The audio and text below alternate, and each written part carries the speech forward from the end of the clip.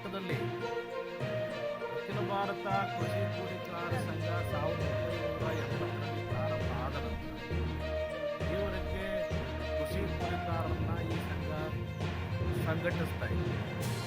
ಆದರೆ 10 ವರ್ಷದಿಂದ ಈ ಕಡೆಗೆ ಇಡೀ ದೇಶದಲ್ಲಿ ಬದಲಾದಂಥ ಆರ್ಥಿಕ ನೀತಿ ಭಾಗವಾಗಿ ಕೃಷಿಯಲ್ಲಿ ಕೂಲಿ ಮಾಡ್ತಾ ಇದ್ದಂಥ ಜನರು ಕಡಿಮೆ ಆಗೋದ್ರ ಮೂಲಕ ಆ ವಿಭಾಗದ ಜನ ಗ್ರಾಮೀಣ ಕಾರ್ಮಿಕರಾಗಿ ಪರಿವರ್ತನೆ ಆಗೋದ್ರ ಮೂಲಕ ಕೆಲಸಗಳನ್ನು ಬದಲಾಯಿಸ್ಕೊಳ್ಳೋದ್ರು.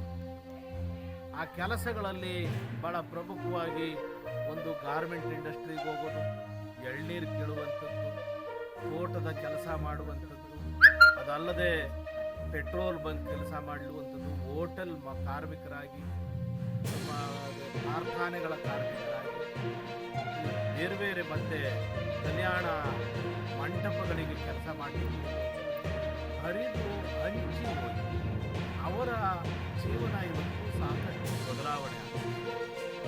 ಆ ಬದಲಾವಣೆಯಲ್ಲಿ ಆರ್ಥಿಕವಾಗಿ ಅವರೆಲ್ಲರೂ ಸಂಕಷ್ಟಕ್ಕೆ ಅವರೆಲ್ಲರೂ ಕೃಷಿ ಕೂಲಿಕಾರ ಸಂಘ ರಾಷ್ಟ್ರ ಮಟ್ಟದಲ್ಲಿ ಸಂಘಟಿಸಬೇಕು ಅನ್ನುವಂಥ ಹಿನ್ನೆಲೆ ಇಟ್ಟುಕೊಂಡು ನಮ್ಮ ರಾಷ್ಟ್ರ ಸಮಿತಿ ತೀರ್ಮಾನ ಮಾಡಿ ಆ ವಿಭಾಗದ ಜನರೆಲ್ಲರನ್ನೂ ಒಂದು ಕಡೆ ತರಬೇಕು ಅನ್ನುವಂಥ ಹಿನ್ನೆಲೆ ಮೇಲೆ ಇಡೀ ದೇಶದ ಎಲ್ಲ ಒಂದೊಂದು ಜಿಲ್ಲೆಯ 3 ಅಥವಾ 4 ಕಡೆ ಒಂದೊಂದು ಹಳ್ಳಿಯ ಪೂರ್ಣ ಸರ್ವೆ ಮಾಡೋದು, ಸಮೀಕ್ಷೆ ಮಾಡೋದು.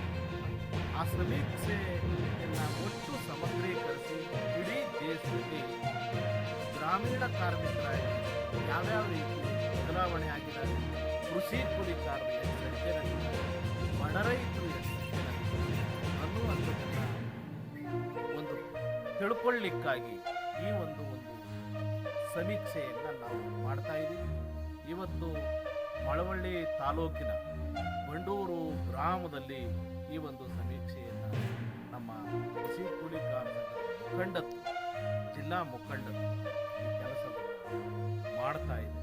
ಈ ಹಿನ್ನೆಲೆ ಒಳಗಡೆ ನಾವು ಈ ಒಂದು ಸಭೆಯನ್ನು ನಡೆಸಿ ಈ ಸಭೆಯ ಸಂದರ್ಭದಲ್ಲಿ ಈ ಅಂಶಗಳ ಆಧಾರದ ಅವರ ಎಷ್ಟು ಕೂಲಿ ತಂದರು, ಎಷ್ಟು ಅವರ ಕೂಲಿಯಲ್ಲಿ ಏರಿಳಿತ, ಎಷ್ಟು ದಿನ ಕೆಲಸ, ಯಾವ್ಯಾವ ಥರದ ಕೆಲಸ, ಒಂದೇ ಥರದ ಕೆಲಸ ಸಿಗಲಾರದಂತೆ ಅಲೆಮಾರಿಗಳಾಗಿ ಬೇರೆ ಬೇರೆ ಹಳ್ಳಿಗಳಿಗೂ ಕೆಲಸಕ್ಕೆ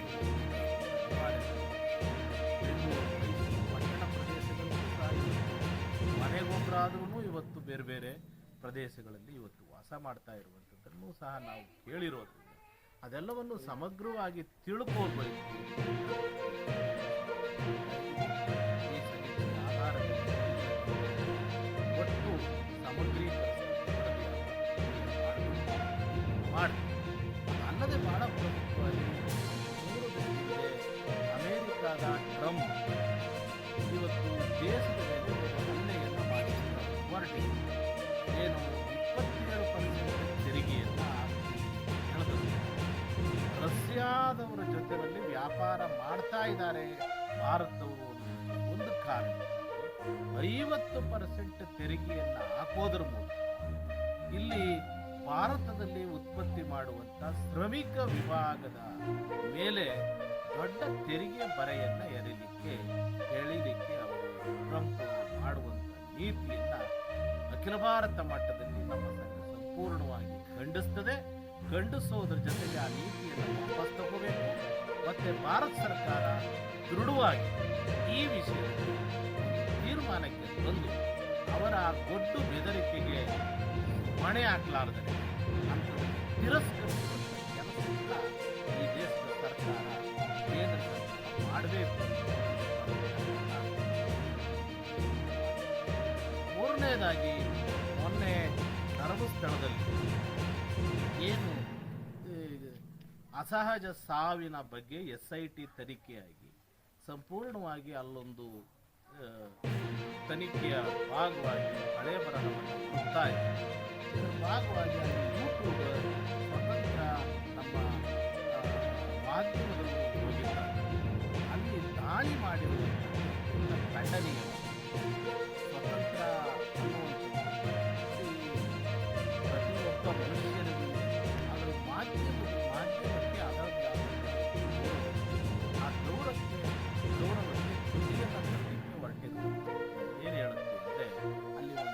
ಮುಂದಲ್ ರಾಜ್ ಅದು ಉತ್ಪತ್ತಿಯಾಗಿದೆ, ಅಪರಿವರ್ತನೆಯಾಗಿದೆ.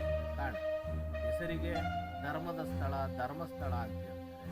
ಧರ್ಮಸ್ಥಳವನ್ನ ನಿರ್ವಹಣೆ ಮಾಡ್ತಾ ಇದೆ ಅಲ್ಲಿಯ ಆಡಳಿತ ಮಂಡಳಿ ಏನಿದೆ ಅದು ಸಂಪೂರ್ಣವಾಗಿ ಒಂದು ಸರ್ವಾಧಿಕಾರಿ ನೀತಿಯನ್ನು ಅನುಸರಿಸ್ತಾ ಇದೆ ಎನ್ನುವಂಥದ್ದೇ ಈ ಪ್ರತಿಫಲನ ಆಗಿದೆ.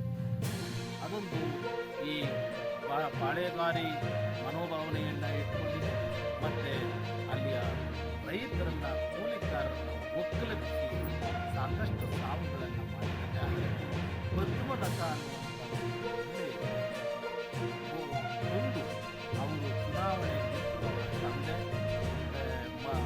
ಚುನಾವಣೆ ಒಂದು ಕಾರಣ ಪದ್ಮಲತ ಹುಡುಗಿಯನ್ನ 16-17 ವರ್ಷದ ಹುಡುಗಿಯನ್ನ ಕೊಂದಾಕಿ ಇರುವಂಥದ್ದು. ಅದಲ್ಲದೆ ಈಗಾಗಲೇ ಸಾಕಷ್ಟು ಕಳೆ ಬಂದಿದೆ. ಬಿಡುವಾಗ ನಿರ್ಧಾರ ತೀರ್ಮಾನ